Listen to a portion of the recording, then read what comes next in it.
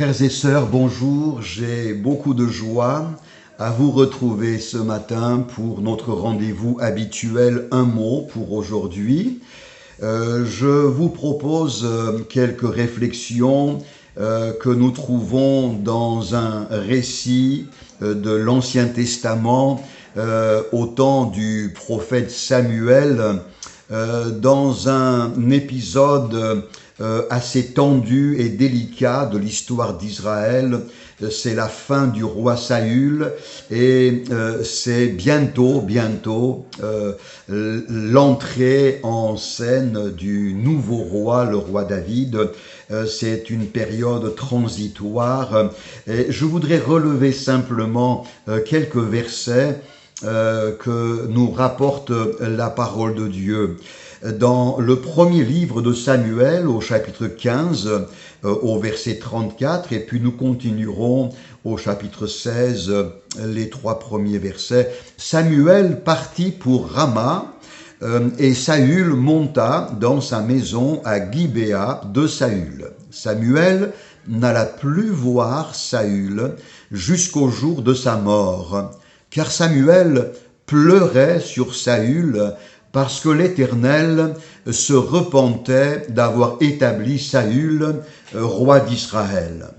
L'Éternel dit à Samuel: « Quand cesseras-tu de pleurer sur Saül? Je l'ai rejeté afin qu'il ne règne plus sur Israël. Remplis ta corne d'huile et va, je t'enverrai chez Isaïe, Bethléemite, car j'ai vu parmi ses fils celui que je désire pour roi. » Samuel dit: « Comment irai-je? Saül l'apprendra et il me tuera. » Et l'Éternel dit: « Tu emmèneras avec toi une génisse et tu diras: je viens pour offrir un sacrifice à l'Éternel. Tu inviteras Isaïe au sacrifice. Je te ferai connaître ce que tu dois faire et tu oindras pour moi celui que je te dirai. » Dans ce récit, j'aimerais simplement, frères et sœurs, m'attarder sur deux questions qui s'entrechoquent, des questions que nous nous posons nous-mêmes très souvent. D'une part, Dieu dit à Samuel: « Quand cesseras-tu de pleurer sur Saül ?» Et d'un autre côté, Samuel répond à Dieu: « Comment irai-je? Comment ?» La question « quand » et la question « comment » s'entrechoquent dans ce texte et j'aimerais tout simplement tirer quelques enseignements et premièrement dire que le comment ne nous appartient pas. Comment s'en sortir? Comment régler tel problème? Comment gérer une situation inextricable? Comment finir le mois alors que au plan financier, les choses sont assez pessimistes? Comment? C'est une question qui se pose très souvent et qui nous place devant des défis qui nous dépassent. Dans ce récit, j'y reviendrai, nous comprenons que le comment ne nous appartient pas. Il appartient à Dieu. Dieu sait comment faire. Dieu sait comment secourir ses enfants. Dieu sait comment prendre soin de nous. Dieu a les moyens, des moyens infiniment supérieurs à nos faibles moyens. Dieu a des ressources à l'infini.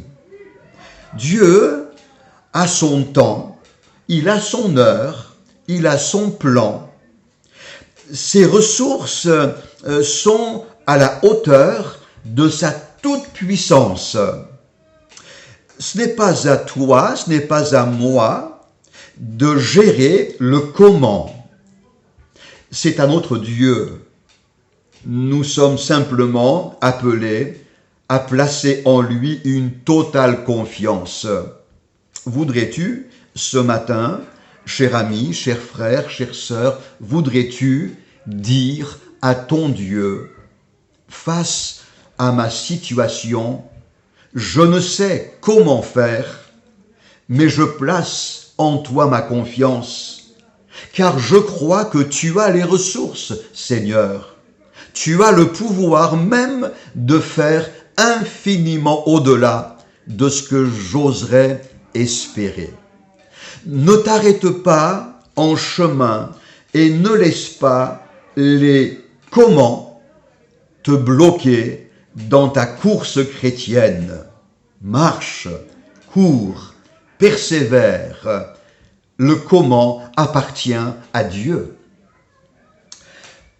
À l'inverse, Dieu va interroger Samuel, qui pleurait depuis trop longtemps sur ce roi infidèle qu'a été Saül, ce roi décevant.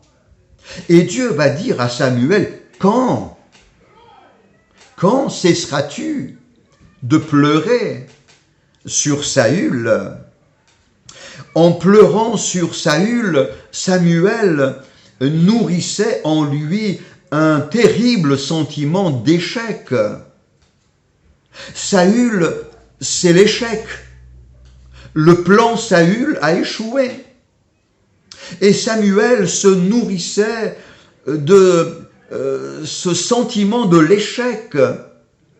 Et en pleurant avec insistance sur Saül, Samuel s'accrochait à un plan révolu. Le plan Saül était devenu caduc. Et Dieu va lui dire, j'ai un nouveau plan, j'ai le bon plan, j'ai le plan David. Et Dieu va donc placer Samuel devant la nécessité de cesser de s'accrocher à un plan révolu et dépassé pour entrer dans le plan béni du Seigneur. N'arrive-t-il pas trop souvent, frères et sœurs, que nous-mêmes, nous restions trop longtemps accrochés à des plans qui ne sont pas les plans de Dieu, qui sont des plans qui conduisent à la désillusion, à l'échec, à un sentiment, au fond, de mal-être. Dieu nous interpelle par cette question. Quand décideras-tu de soustraire tes regards à ces plans qui ne sont pas les miens pour regarder à mes plans qui sont des plans de bénédiction? Frères et sœurs, Dieu a des plans de bénédiction pour chacun de ses enfants. Entrons dans les plans de Dieu.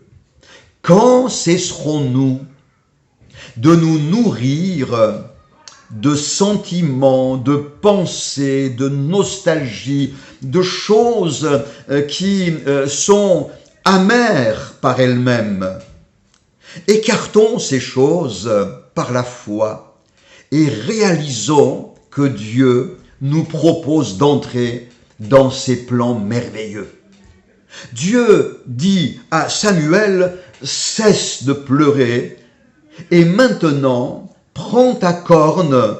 Ces cornes étaient des récipients dont on remplissait l'huile. Les prophètes en étaient équipés. Remplis ta corne d'huile, dira Dieu. C'est le symbole de la plénitude du Saint-Esprit qui doit sans cesse être notre réalité quotidienne.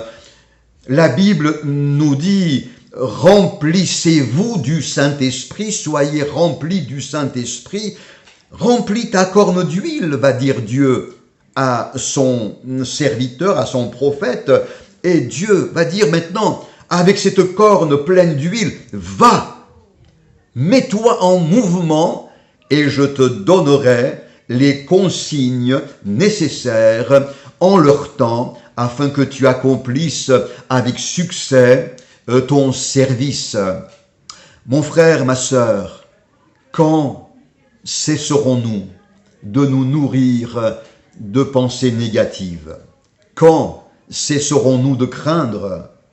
Quand déciderons-nous d'en finir avec la tiédeur spirituelle, avec une vie chrétienne en demi-teinte?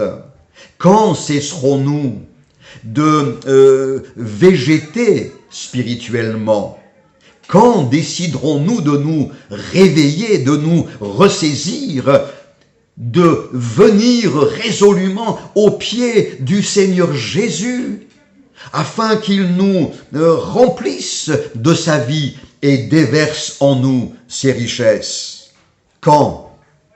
Ma prière, c'est que tu puisses répondre à Dieu aujourd'hui. Seigneur, je décide de cesser de me nourrir de pensées nostalgiques et négatives.